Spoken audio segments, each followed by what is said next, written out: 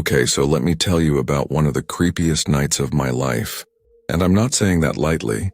It's the kind of night that still makes me check over my shoulder even in broad daylight. This happened a couple years ago, back in the fall of 2022. My cousin Jonah and I were on a road trip. We were headed out to Granger, Kansas, of all places, to visit some old friends of his from high school. Total drive time? About 14 or 15 hours. Yeah, we probably should have split it into 2 days, but nope.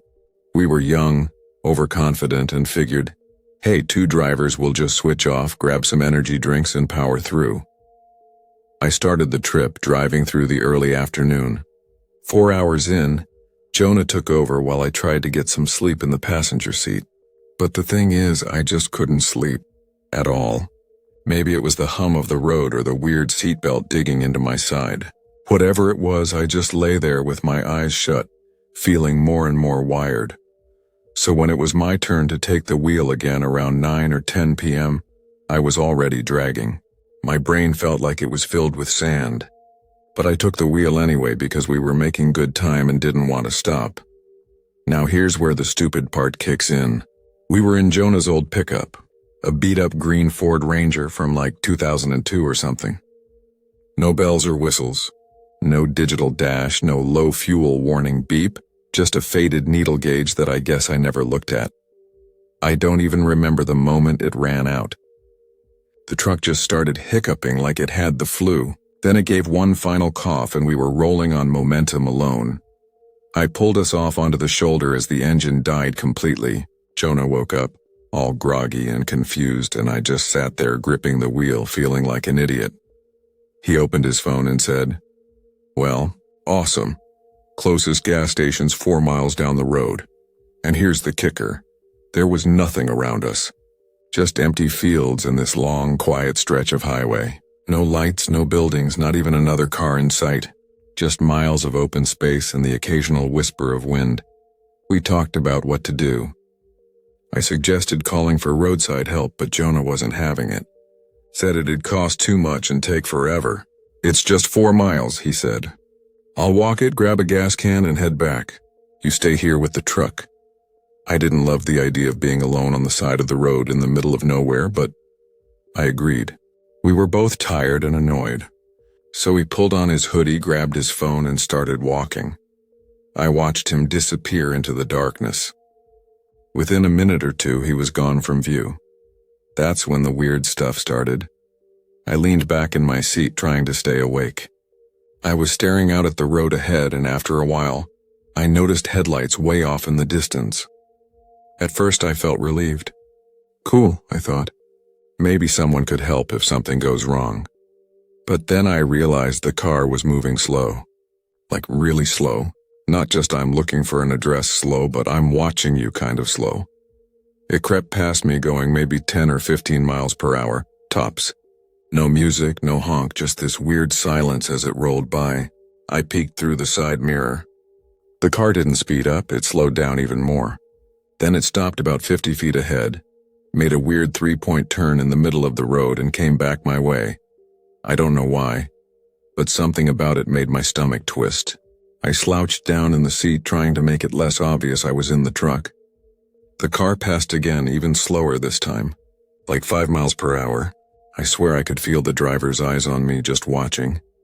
Then the car sped up and disappeared over the hill. That should have been the end of it. But I couldn't shake the feeling that something was off. I waited, watched. 5 minutes passed, nothing, then 10. Still nothing. I pulled out my phone and called Jonah. It rang. And rang and rang. No answer. Okay, maybe he didn't hear it. Maybe he lost signal. I tried again. Still nothing, that was it. I couldn't sit there anymore. I locked the truck, grabbed my phone, and started jogging down the highway, hoping to catch up with Jonah. The second I left the truck, I noticed just how dead silent everything was. No crickets, no wind, no cars, just me and the sound of my own breathing. It was one of those silences where even your footsteps feel too loud. I jogged for about 10 minutes, then slowed down. No sign of him. No flashlight beam, no silhouette up ahead. Just more darkness. I pulled out my phone to call him again, and that's when I heard it. A ringtone, faint, distant, Not from the road, but off to the side, out in the field somewhere. I froze. The kind of freeze where your whole body tightens and your mouth goes dry. I turned slowly and looked into the tall grass. About 30 yards out, I saw a tiny glow, his phone screen. I called out, "Jonah?" No answer. I stepped off the road and into the field. The grass came up to my waist. Each step made this awful rustling noise that felt way too loud in the silence. "Jonah!" I called again. That's when I heard his voice. Faint, like a whisper carried on the wind. I couldn't make out what he was saying, just that he sounded afraid. I moved closer. Suddenly, loud and clear, I heard him yell, "Get down!" I dropped like a rock into the grass. Then I saw the lights. That same car was back, creeping down the road again, just as slow as before, maybe even slower. It was looking for something, or someone. The car crawled past where I was hiding, turned around again and came back. It did that 3, maybe 4 times, just circling the area over and over as if it knew we were nearby but couldn't quite see us. I stayed frozen. My heart was pounding so hard I was scared it'd give me away. Finally, after what felt like forever, the car drove off and didn't come back. I crawled toward Jonah's phone light until I found him curled up in the grass, face pale, eyes wide. We didn't speak. We just got up and ran. We made it to the gas station, breathless and shaken. We barely spoke until we were inside under the buzzing fluorescent lights. Then Jonah finally told me what happened. That car? It had pulled over when he was walking and the driver called out to him. Said something like, "Need a ride?" But there was something off about the way he said it. Too friendly, too forced, like he was pretending to be casual. When Jonah said no, the guy stepped out of the car. That's when Jonah knew something was seriously wrong. He bolted, just turned and ran full speed. The guy jumped back in the car and tried to chase him, but Jonah didn't stay on the road. He veered off into the field and ducked into the grass. That's where he lost his phone, somewhere along the way. He stayed hidden, barely breathing, afraid to even move. And then I showed up. We called the cops at the gas station. Gave them everything. The make and model of the car, a beat-up silver sedan, maybe a late 90s Honda, a rough description of the guy. White male, maybe mid-40s, shaved head, dark hoodie. But nothing ever came of it. No reports. No follow-up. He just vanished, but we know what we saw, what we felt. To this day, I don't like driving at night, especially on empty roads. I always check the gas tank and I never stop in the middle of nowhere unless I absolutely have to. Because somewhere out there, that guy's still driving, still looking, and next time he might not miss. This happened back in 2017 when I was 19. My name's Riley, and at the time I was living in Arizona for college, but my hometown's in Northern Oregon. Over winter break, I decided to drive home instead of flying, partly because I couldn't afford a plane ticket, and partly because I liked the idea of a solo road trip. Dumb, I know. Anyway, I had my old 2002 Honda Civic, some blankets in the back, a pillow, a couple gas station snacks, and just enough money for gas. No hotel stops.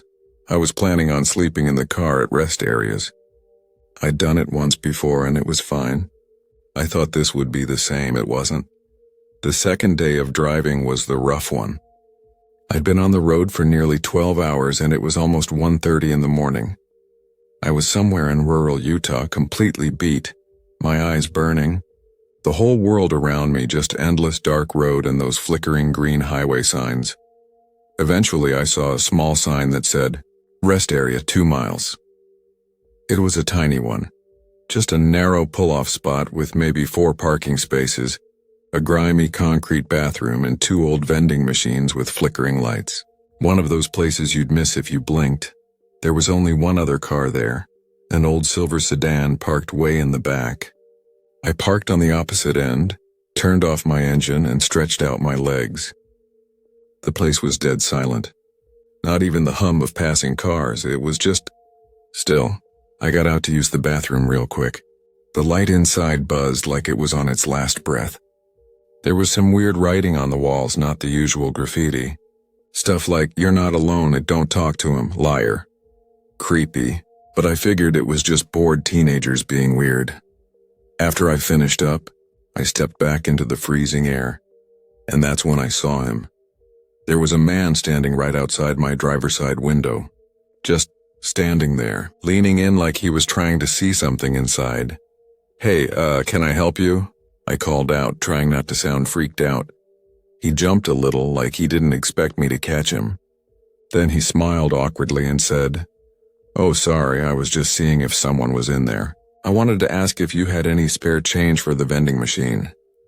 Now my car had completely clear windows. If I had been inside, he would have known.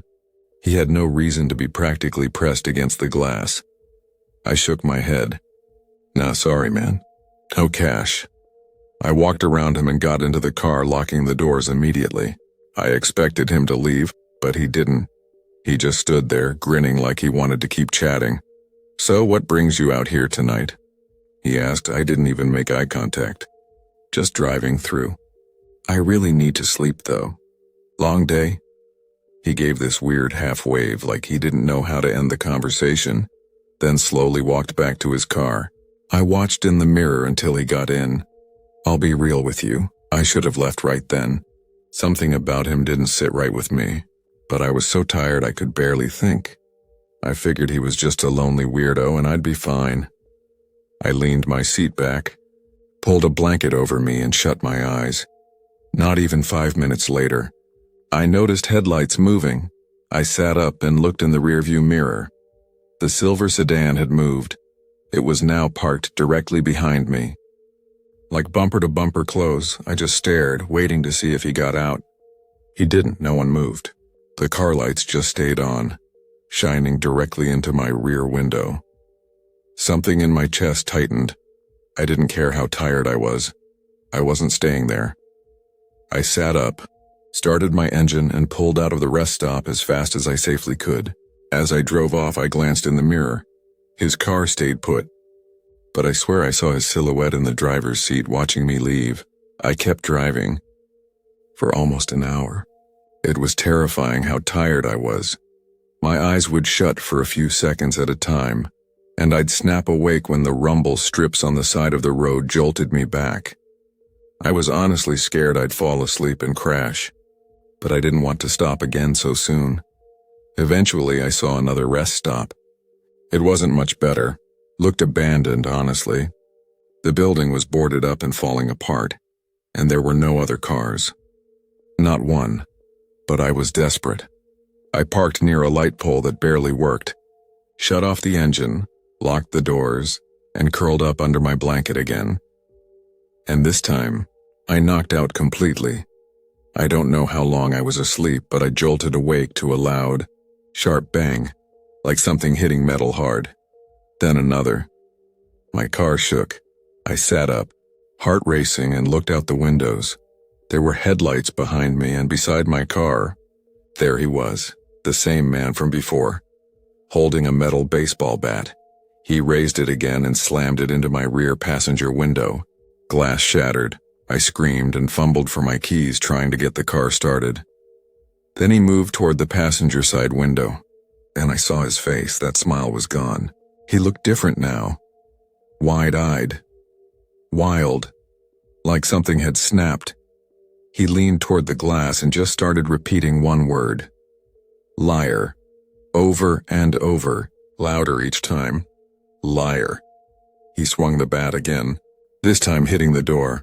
Dents, more cracks. He was destroying my car, and I couldn't even process what he meant. I got the engine on and peeled out of that rest stop as fast as the car would go. I called 911 with one hand on the wheel, my voice shaking so bad I could barely speak. The dispatcher kept asking if I was safe, if I was followed. I didn't think I was. His car wasn't behind me, but I kept checking every mirror just to be sure. They had me drive to a nearby gas station where a state trooper met me. I told him everything, from the first rest stop to the second, all of it. He checked out my car. 2 smashed windows, huge dents in the side, and when we looked closer, my back right tire had been slashed. Nearly flat. The cop's face got real serious when I told him the guy's face and car. He said they'd send someone out to check the abandoned rest stop, but the guy was long gone. I had to stay in a little town called Bramble Creek for 3 days while a local mechanic patched my car together enough to get home. The damage wasn't cheap, but I didn't care. I just wanted to get the hell away from there. To this day, I still don't know what set that guy off. Maybe it was because I didn't give him money, or because I ignored his creepy small talk, or maybe he was just unhinged and looking for someone to snap on. All I know is that he called me a liar, over and over.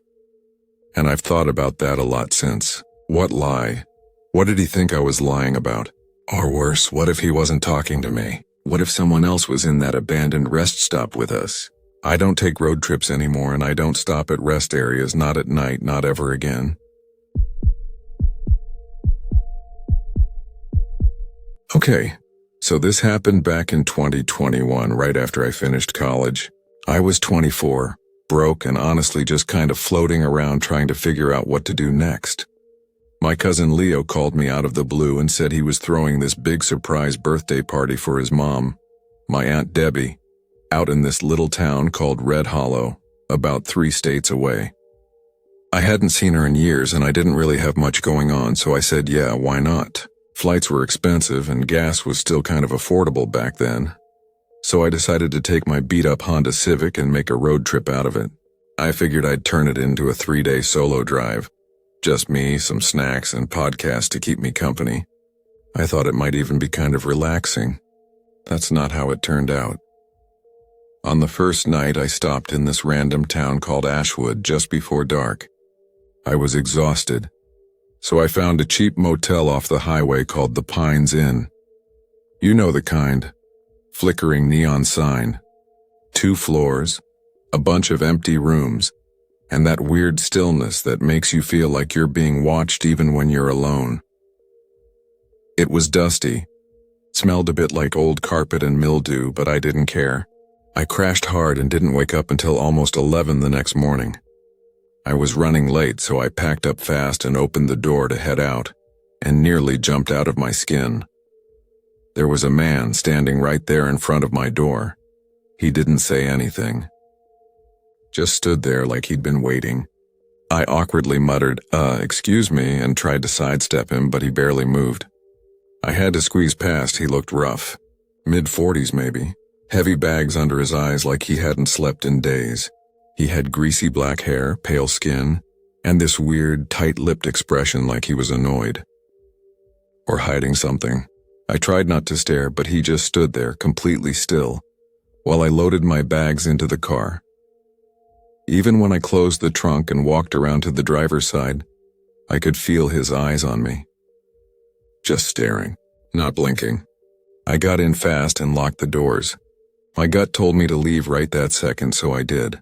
I shook it off, told myself it was just a weirdo. Every town's got one, right?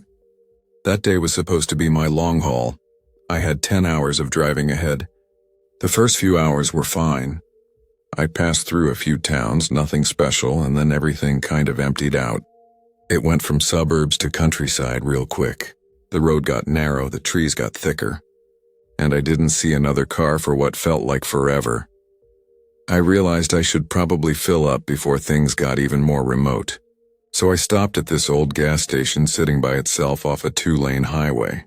It had one working pump, a faded awning, and a little store with a buzzing fluorescent light inside. I paid for gas and grabbed a coffee, and not the good kind. The kind that tastes like burnt plastic and regret, but it would keep me awake. When I walked back outside, I stopped dead. There was a car pulled up super close to mine. I mean like nose to tail close. Too close. It was an old red Toyota, maybe late 90s, paint peeling. Windows tinted so dark I couldn't see inside at all. And nobody was pumping gas. Nobody got out. Just the car, sitting there. Silent. Still. I stood there for a second, trying to act normal, but my heart was racing. I didn't want to look freaked out, so I unplugged the pump, got in my car, and pulled out slowly. As soon as I hit the road, the red Toyota pulled out too. At first, I tried to play it cool. Maybe they were just going the same way. That's possible, right? But then it kept happening. For miles. Even when I took random turns or slowed down to see if they'd pass, they didn't. They just stayed a few cars back, never too close, never far. By the time the sun started to set, I was deep in farm country. Just fields, the occasional barn and trees that seemed to lean in closer the darker it got. There were barely any cars now, and it was harder to tell if the red Toyota was still behind me. Just a blur of headlights way back. Eventually, I forgot about it. Or maybe I convinced myself it wasn't a big deal. I was more focused on staying awake at that point. My back hurt, my coffee was gone, and I still had 2 hours to go before the next city. I told myself I'd stop at the next gas station, grab another drink, stretch my legs. That might be enough to keep me going. Finally, a little green sign popped up on the highway. Rest stop, 1 mile. I took the exit. The station was quiet, the store section already closed, lights out. Just one pump and a couple of those old orange sodium lights humming in the dark. As I stepped out to fill up, I heard something that made my skin crawl, gravel crunching. I turned. A car was coming down the off-ramp. It was the red Toyota. No mistaking it this time. It pulled in fast, too fast, and didn't go to a pump. Instead, it turned and drove straight toward me, stopping just inches from my driver's side door. I barely managed to yank the nozzle out and jump into my seat before the passenger door of the red car flew open, and then I saw him. The guy from the motel, same greasy hair, same tired, dead eyes, same blank, chilling expression. He came at my door like he'd done it 100 times before. No hesitation. Just grabbed the handle and tried to rip it open. Thank God I'd locked it. I fumbled with my keys and got the engine started, my hands shaking like crazy. He looked right at me through the window and smiled. Not a friendly smile. Not a "ha, you got me" smile. It was wide, too wide, like he was enjoying this. Like it was a game. I hit the gas so hard I nearly peeled out. The tires screeched as I flew back onto the highway, my heart hammering so loud I could barely hear anything else. I didn't stop driving until I hit the next city, full of lights, people, noise, safety. I checked every few minutes, looking for headlights that matched. But I never saw the red car again, at least, not that night. The part that still freaks me out the most? That guy came from the passenger side, which means he wasn't alone. Someone else had been driving, someone else had been with him. The whole time. Watching me. Following me. They had been trailing me for hours, possibly since that motel. Maybe even before. I think about it all the time. What they wanted. What they were planning. And what would have happened if I hadn't locked that door. I still take road trips sometimes, but I never ever stay in places that feel even a little off. And I always check my mirrors, always. Because somewhere out there I know those two freaks are still driving around, looking for the next person who doesn't lock their door in time.